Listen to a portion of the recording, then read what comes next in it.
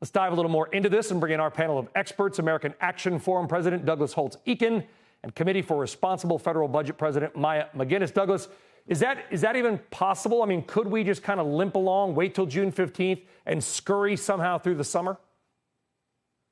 It's certainly possible. But listen carefully to the language that the secretary used. She said it could come as soon as June 1st.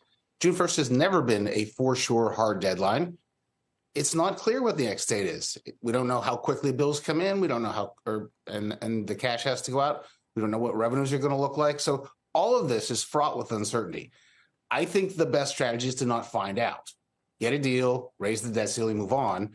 All of these scenarios really do raise the specter of a country that is using gimmicks of one sort or another because it does not have the governance strength to manage its finances. And that's what causes people to get put on watch for downgrade, and that's what causes downgrade. So I don't view any of these things as real panaceas for the fundamental problem, which is raising the debt ceiling.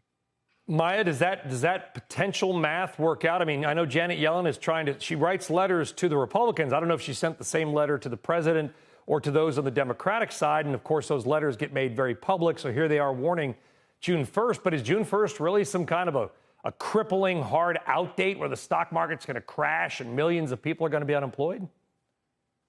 Like Doug said, the June 1st or the X date deadline is invisible. And the fact is we won't know when it is and where it is until we hit it. And that is a moment we should avoid.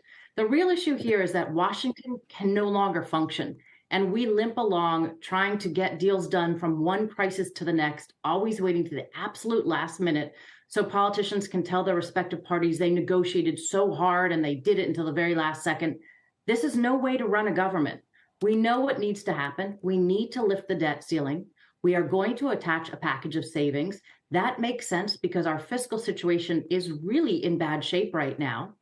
And so there is no reason that we should want to stretch it out. Like, it is possible that you could go on days or weeks longer, but there's no benefit from that because every day that this debacle stretches out, we lose credibility in the eyes of other countries around the world and our own citizens. So we need to resolve this without any more drama and move on to continuing to look at the big underlying fiscal threats that are facing the country and figure out how to address those beyond what gets done in this debt ceiling deal. It's a fair point. And Doug, like we said in the intro there, the debt ceiling was actually hit on January 19th. I mean, this should not be coming as a surprise to anyone.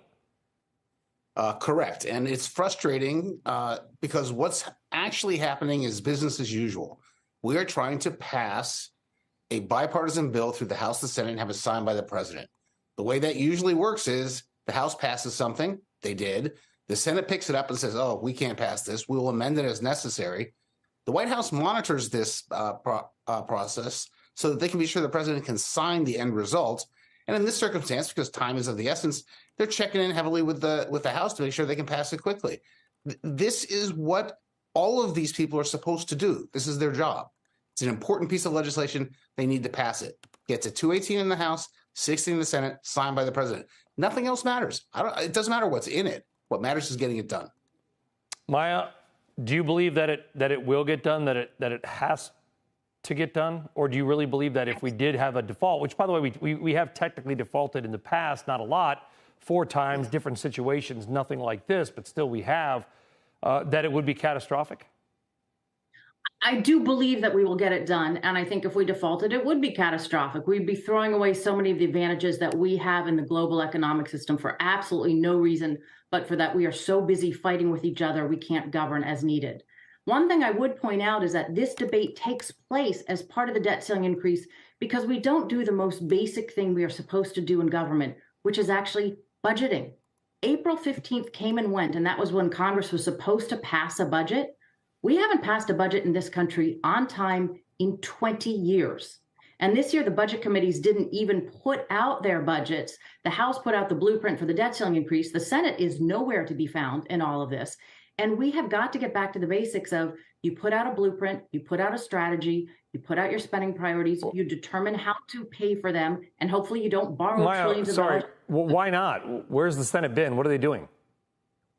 I'm not sure what the strategy of the Senate has been. They have been missing, and it has not done any good in this discussion. We should have had everybody saying, how they wanted, what the budget they wanted for the country for this year and the next 10 years was, and what they thought about the debt ceiling. But the Senate has been notably silent through all of this.